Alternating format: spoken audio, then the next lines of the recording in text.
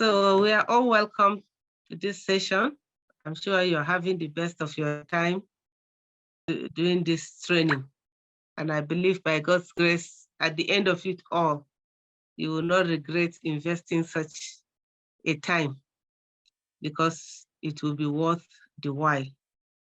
Let's pray. Thank you, dear Lord, for this time. Thank you for your faithfulness towards us. Thank you for enabling us to commit to learning together and to growing in our relationship with you and also with one another. We pray this time that, Lord, you will bless our time of interaction, even as we learn more on how to utilize the resource of time that you have given to us. Bless our time together in Jesus' name. Amen. Once again, you're all welcome. So we are looking at scheduling your time. And I'm sure we all know what that is. Probably the only thing we don't know is how to do it and do it well to our advantage. So we'll be looking at scheduling our time and how we can get the best out of it. Our purpose statement for this session says, the purpose of this session is to equip you or to equip trainees to effectively schedule their time. I don't want to use the term trainee because I know every person needs to be equipped to effectively learn the use of scheduling time. So it's to equip all of us so that we can effectively schedule our time. And our learning objectives are as follows. So I would like to have 4 people read the learning objectives for us.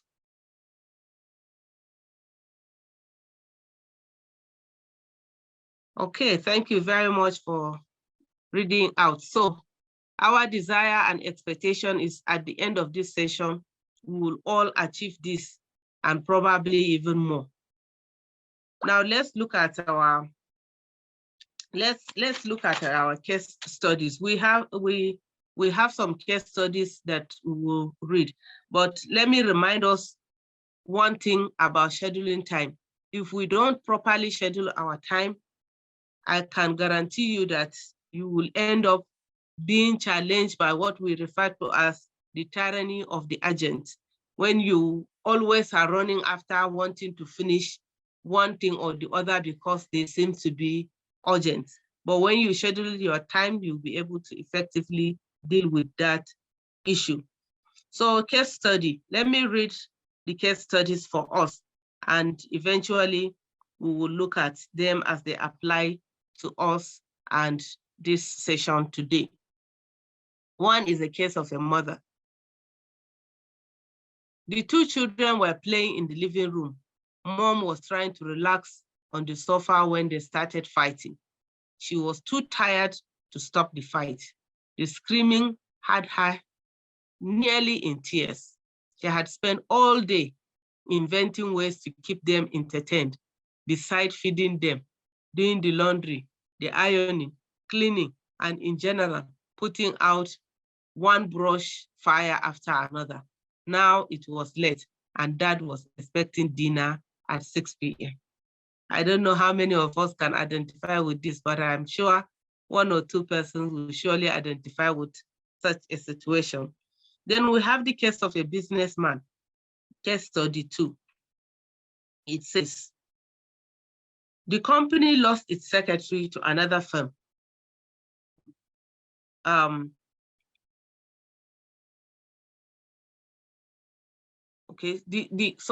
The company lost its secretary to another firm.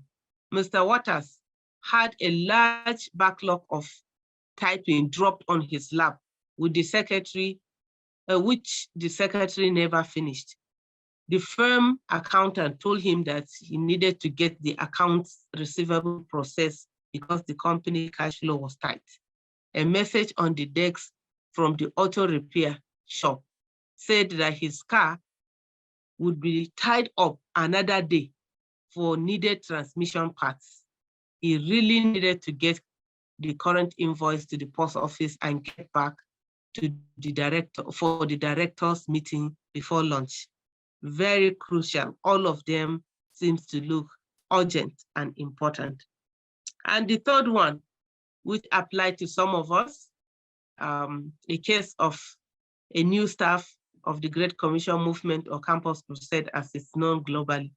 Craig was burdened with a lot of responsibilities.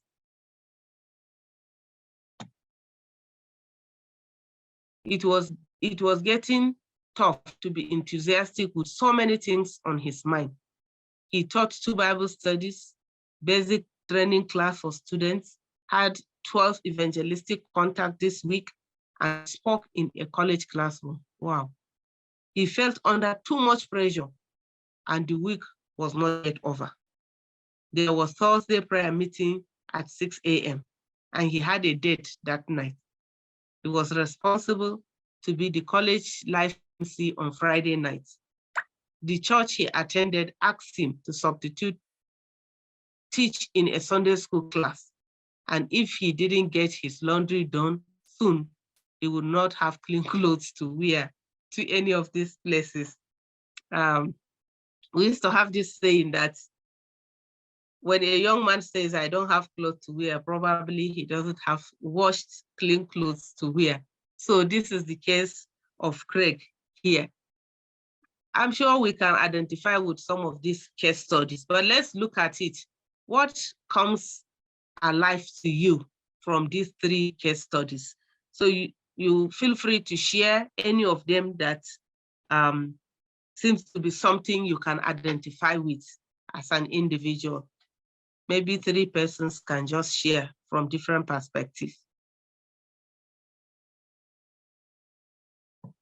Okay, thank you so much for sharing your personal perspective on these issues. Now, looking at this case study, you will agree with me that one of the critical things that all of them need is scheduling their time and scheduling it appropriately.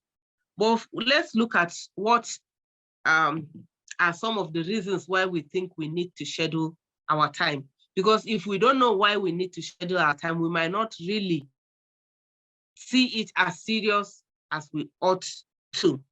So we'll look at 5 reasons why we need to schedule our time. And when we get clarity on those reasons, it will give us a better perspective when we come to schedule our time. So reason number 1 for why we need to schedule our time, it is because God tells you and me to make the most of our time. No single individual have all of the time in his or her hands.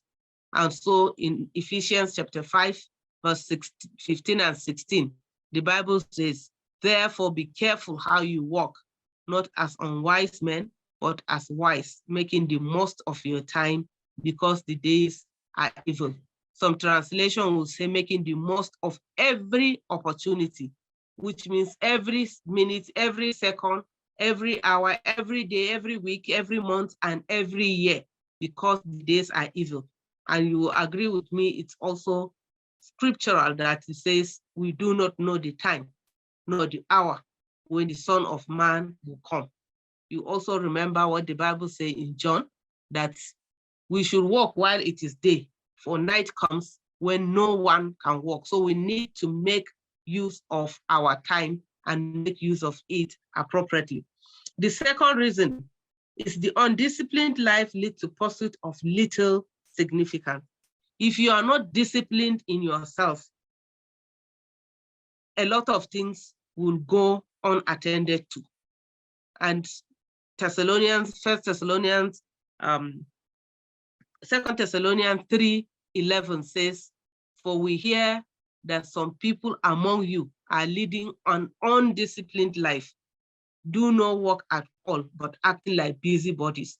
Some people can sit and just watch, is it Nigerian film, is it Z-Wall, is it wrestling, is it football, whatever it is, the whole day and not really make use of that day. That is unacceptable. It is living an undisciplined life. While others might move from one place to the other just empty charters like the English people will say it. We need to be disciplined to be able to live a life of significance, or else we will just waste our time. And the third reason says, God has given you and me enough time to do his will if we use it wisely. So, and for me, it's one of the things that excites me. No matter how rich, how influential, how popular, or whatever you are, 24 hours is all you have to do whatever you can do. The president does not have the right to get 30 hours while I get 20. Neither does he have the right to have 48 hours at the detriment of any other person.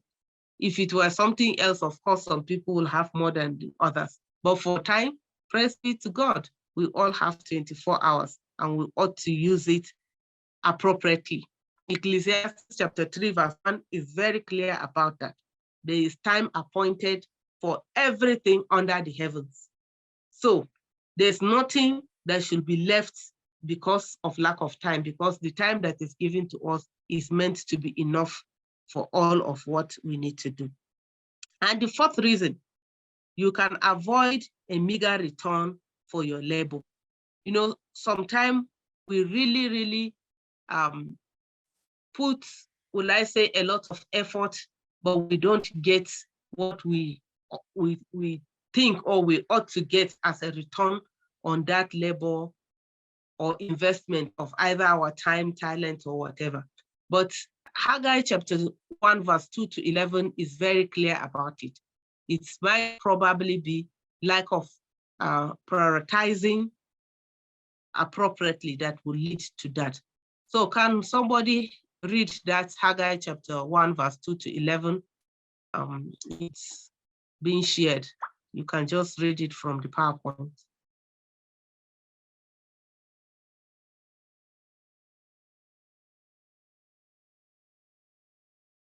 Thank you very much for reading that out for us. This is to also buttress the fact that if we really would put our time to the appropriate use, it will not go unrewarded, because the Bible is clear. Seek first his kingdom and his righteousness, and all this other thing or every other thing will be added to you. So if we appropriately use our time, we will benefit from it. And the last reason is because time cannot be stopped, cannot be stored, and cannot be stretched. So you cannot pause it. It is 11th hour and you want to pause it to continue later. No, it's not possible. You cannot say, okay, since today I have extra 1 hour, let me save it for tomorrow. No. Neither can you say, oh, I need 1 more hour to complete this task. So today, let me stretch it to 25 hours or 26 hours. And so if we know that time cannot be stopped, time cannot be stored, or time or stretched, I think the honor is on us to make proper use of our time. And I'm sure that we will all agree that it is very, very important, therefore, that we schedule our time so that we can get the best out of it. So let's move to objective number 2, which is now how to schedule your time. It is one thing to know why we need to schedule our time, but it's also another time that you might want to really schedule your time, but you don't know where to start or how to start. By God's grace, we're going to look at the steps that we need to put. First of all, is to look at the 4 steps in scheduling our time. And step 1 under that is the fact that you need to list your activities all on either a paper or a booklet or on your computer. You don't just wake up and just start hitting the day running. You need to know, okay, what do I need to do today? And if you're able to schedule all the potential activities of the day, it helps you to be able to now, put them in the order of priority. And some of the things include your time with God, your time with your family, your personal time, maybe time you want to just relax or rest or do something that is just for your own self, a time to plan your life. And there are many other things that, is it the time in the office? Is it church or church involvement? Is it other commitment that you want to give time to? Whatever it is, you need to all list them out as the potential activities. And I will also want to remind you is scheduling your time is not only done for daily living. You can schedule your time for the year and say, okay, January, February, this is what I want to do. March, April, this is what I want to do. This in blocks of that. You can schedule your month, week 1, week 2, this is how I want it to look like. Week 2, week 3, this is how I want to look like. Then under the weeks, okay, Monday, Tuesday, Wednesday, and then on the daily basis. So scheduling time cut across every time. That is the months, the weeks, the days, and even the year itself.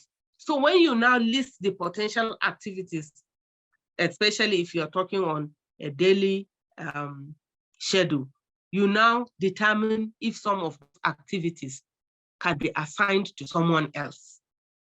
One of the challenges that a lot of us have is the ability to delegate or to ask someone to stand in for us for one thing or the other. It might not be possible that you can assign everything to somebody. Of course, it's not. But there are certain things that truly you don't have to be the one to do it. Somebody else can do it and do it perfectly well. In fact, probably do it better than if you were the one to do it. So we should determine what are some of those things that you can now ask somebody to do it. If it is in the office, is it something that your subordinate can do, your secretary or your colleague or peer can do it? So you ask the person to step in and take up that assignment for you. You can also, when you are assigning, it does not mean you are giving it up. You can still be available to respond to questions, or when they seek clarity on an assignment you have given them, you should still be able to help out so that you are not giving up everything to the detriment of the success of that event. But of course, you know that things like your time with your family, your time with the Lord cannot be assigned. And so those kind of things need to be given the utmost priority. Now, the third step you need to take is to assess the priority of each of the remaining events. So you have listed all the activities, you have determined the ones you can ask someone else to do for you. Now, the rest of them, how will you handle them in the order of priority? That is to say, which one is more critical than the other? Now, you can categorize your priority into the 5 or 4 levels, which is top priority, high priority, medium priority, and low priority. When you say something is top priority, it means it's absolutely non-negotiable. It cannot be assigned, it cannot be transferred, it cannot be rescheduled. It has to be done and probably be done at that particular time. High priority means it is very important. And so if something is very important, you need to give it also the desired response. And then medium priority ought to be done if possible. So it means even if you don't do it, nobody will die, so to say. It will still, the day will still end up well. And then low priority, they are just desirable, but we can do without it. So anything that is a low priority, of course, just like it is said, it's low priority. You don't have to run heels over shoulder to get it done. So when you are able to put all of your other activities in this order, you will be able to know which to follow. So the next step after prioritizing them in that order is to determine which in the order of importance, which means it relates to the objective of the day, what you hope to achieve for the day, and then the urgency, which relates to the time.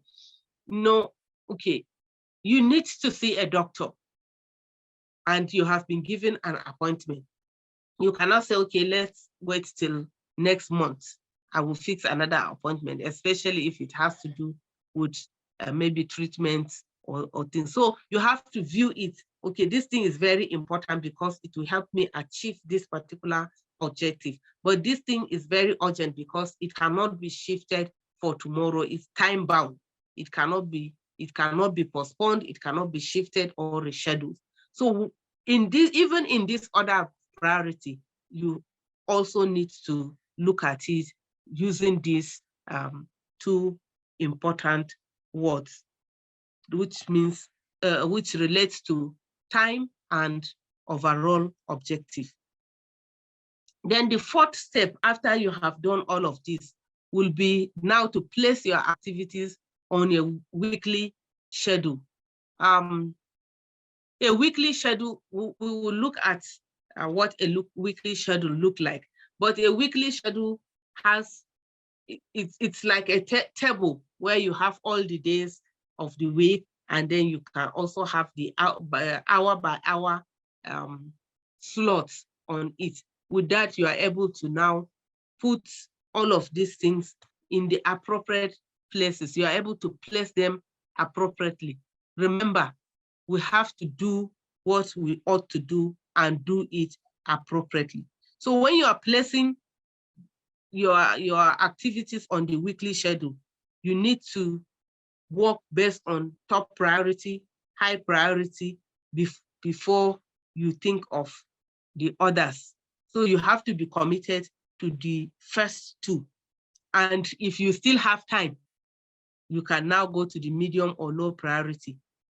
But of course, they will just be peradventure.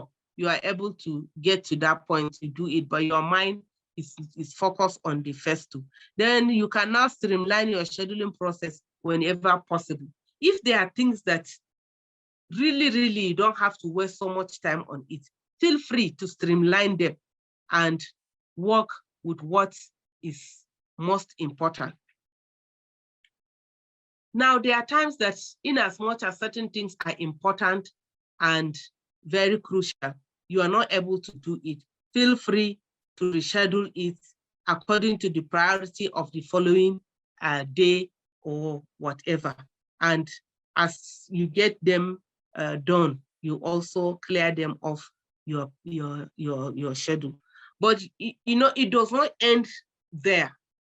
After these steps, you need to move ahead, which is refining the scheduling process. So you have looked at all of the things you need to do in ordering your schedule. You need to now relook at it to refine the process, to make it crisp, clear. In some contexts, we'll say to make it smart, so that nothing is left unattended to. So always place the very basic activities in your schedule first. For us as Christians, of course, our time with the Lord should always be a top priority and first place on our schedule. If the time you schedule falls into two major categories, like work and at home, you can create two separate lists.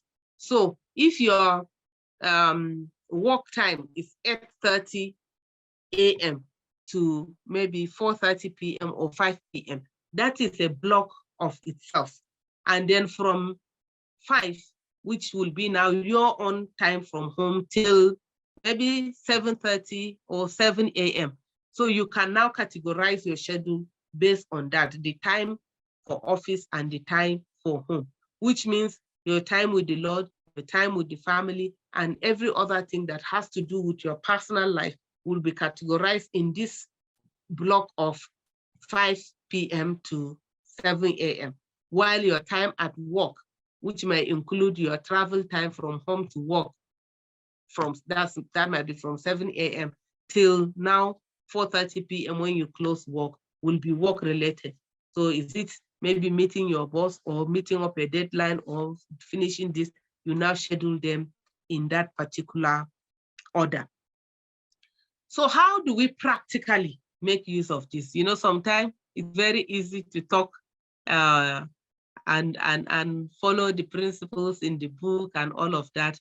But not very easy when it comes to practical time. So we'll look at example of how to schedule a day, and we will follow this illustration using the 4 steps that we have talked about in our booklet and come up with a schedule and refine the process. So first, this is this is the example we will look at. Jeff prayerfully listed his activities. He realized the time he scheduled. He realized, sorry, he realized it.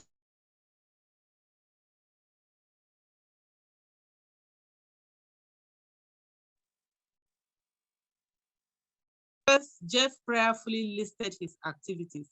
He realized the time he scheduled fell into 2 large categories: at the office during the day and at home in the evening.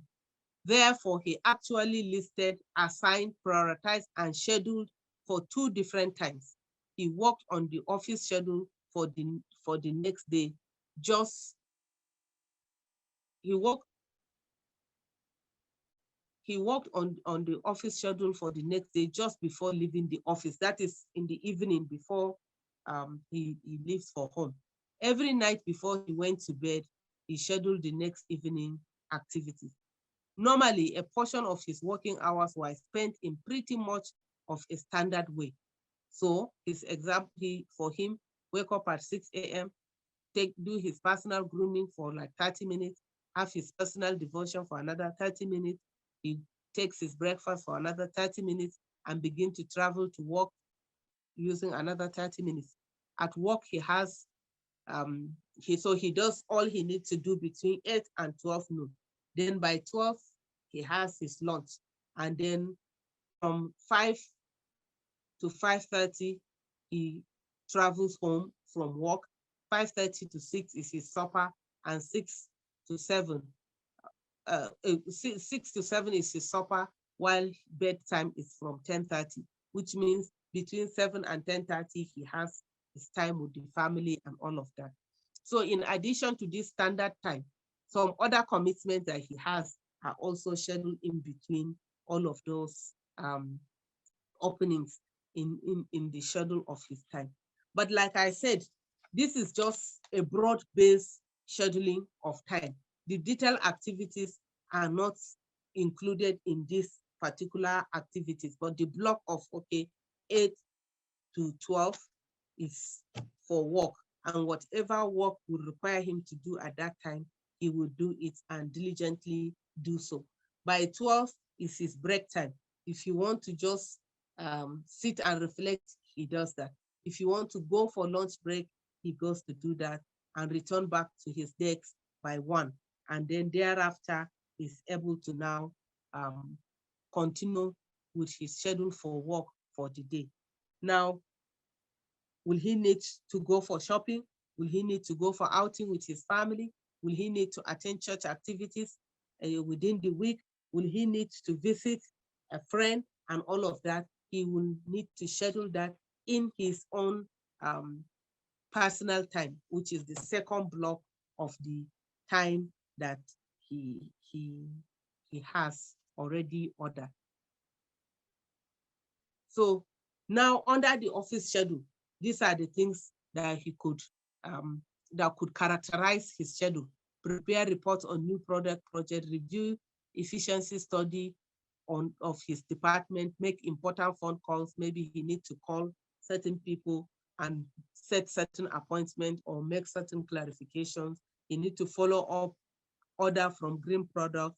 He needs to read trades magazines so that it will help him to be effective in his work. Other correspondences, okay. He's scheduling sharing class with George over lunch. Remember, his lunch time is his private time, so he can use it to do that, because in some workplaces, you will not be allowed to use your work time for your personal events. I'm sure you know that there are some people that cannot even pick personal calls during work time because it is unacceptable. So he uses his lunch time to share Christ with people. And in this case, he has the example of George. the entire department and meet briefly with each supervisor, gather information for forthcoming departmental meetings. So he make use of all of the time that he needs to be at work to get the things for his work in place. Sometimes it is not that easy because when you get home, you might still need to respond to one thing or the other. I tell people, I said, these days, because of the virtual world we are in it's very difficult at times to separate the office and the home because there are a lot of things that are official that you might have to do it within the home or your personal time. But all the same, if you properly schedule them and if they are going to conflict with important events, you can seek to reschedule those events. So at home, like I said, go shopping, prepare for Bible study. If you need to make phone calls or send messages or whatever, you need to take some walk for exercise. Some people do that in the morning, some do it in the night. Some that have gym, they go to their gym and do that. You need to relax, you need to read, and all of the activities that have to do with your personal issues, you do them or you schedule them under your home time. With each list, you have to assess the priority of each of the remaining activities. So going to shopping with Jen, is it important? Is it urgent? Or it's important, but it's not urgent? Or it's urgent because there's no grocery in the house. It's not the matter of important. Now we need to get groceries in the house. You have to prioritize it and go. But if it is just, oh, Jen wants me to show her a particular place, I buy certain things and it's not that urgent, you can now put it under low priority or even medium priority and not high priority. So if you don't have the time to go with Jen for shopping, it will not be a big deal for that particular day or week. But sharing Christ with George was also could be important and urgent. The reason is George might not be there forever.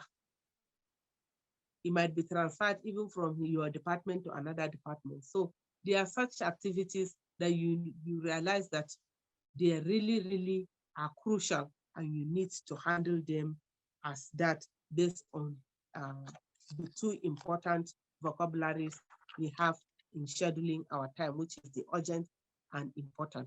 So when you are scheduling your time, like I said, this is how it could look like.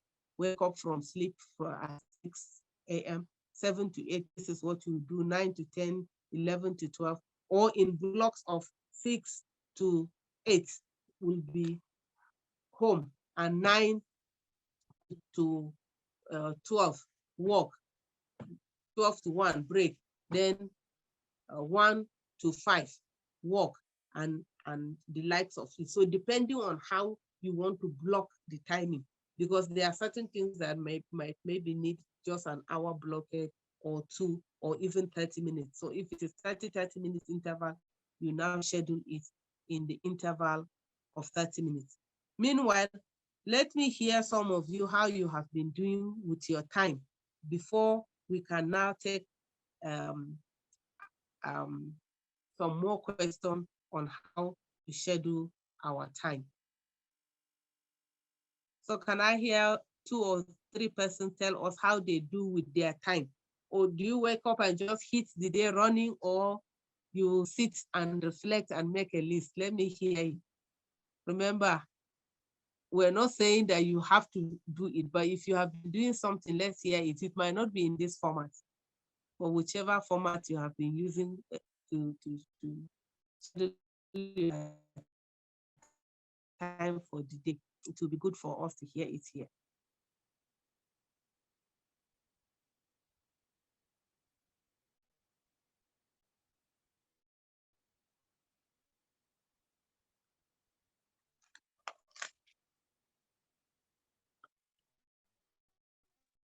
Go on, continue.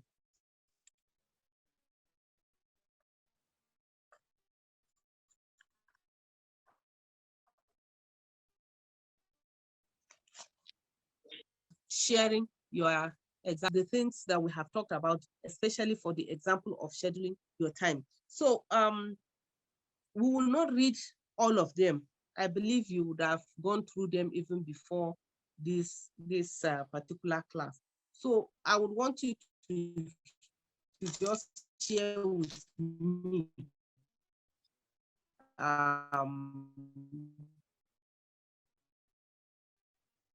what stands out for you before we finally round up for you in the aspect of scheduling your time from the discussions we've had so far.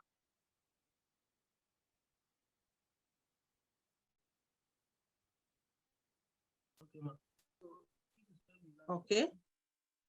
So the last aspect says making the most of your time, which we said is the critical thing to, to do as the Lord enables us.